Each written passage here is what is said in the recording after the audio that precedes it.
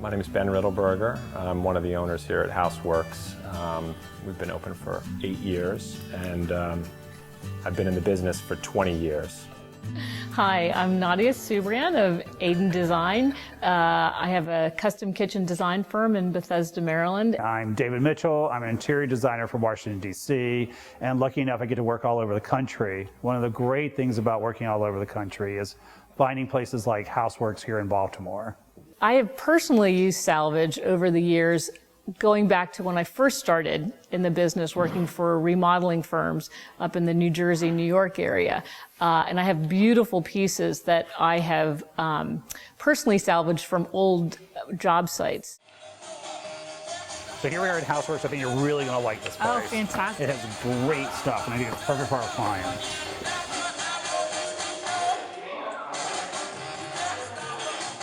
You don't see this very often. This is like a barbershop sink from the 20s. It would be so great in a bathroom for twins.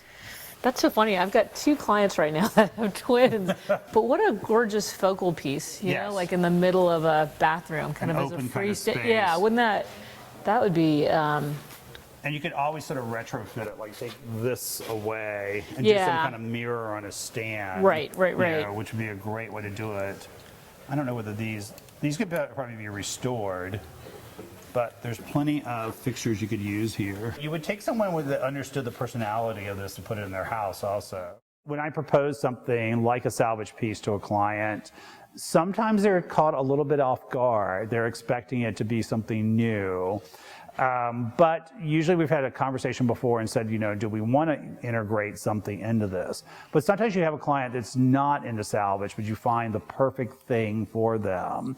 And you sort of have to like romance it a little bit. You know, you have to give it a little history, you have to tell why it works, and you have to make it seem so special that they can't live without it. Wow. Yeah, this is terrific. I wonder if this is, I'm going to just check if this is kind of island height or table height. I think we're higher than table height here. You can put even a bigger top on it and give it like a bigger overhang. Absolutely. I would definitely give it a bigger overhang. I think it needs it. It's really great. I love all this rust on here. And yeah, well, I love the glass on it because I love seeing through the it. nail heads, you know, the screw heads actually. That's actually a really nice detail. You could actually do like a thicker glass on it and then do like a rim of wood around it. So you got sort of like both things going on. Right.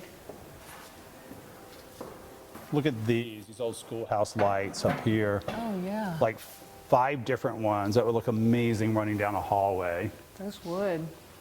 It's interesting, we're speccing a lot of the newer schoolhouse fixtures, but there's definitely something to the vintage that just you can't capture in new, right? Right, and you wouldn't be able to find, like even with all the new schoolhouse fixtures, they're pretty generic looking. At least these 5 have like, it seems like they have more personality to them. Yeah, absolutely.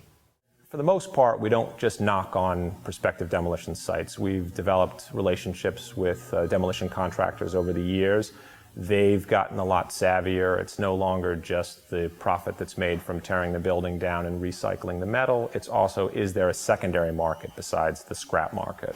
And that's where we come in. And we're often invited onto job sites with an idea of finding things of prospective value, and if we're lucky, hammering out a deal and bringing it to the public.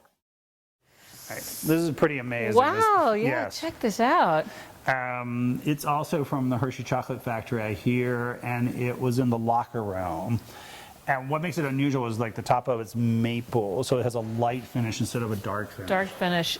And look at the metal legs. Oh my God, it's so great. Once again, it looked great in a long hallway. How all these houses have these long hallways, so you can never find anything thin to put in them. Use it sparingly and choose the piece, like choose a wonderful piece and have it be like the only salvage piece in a room. Like don't try to fill a house with it. Make it almost like art.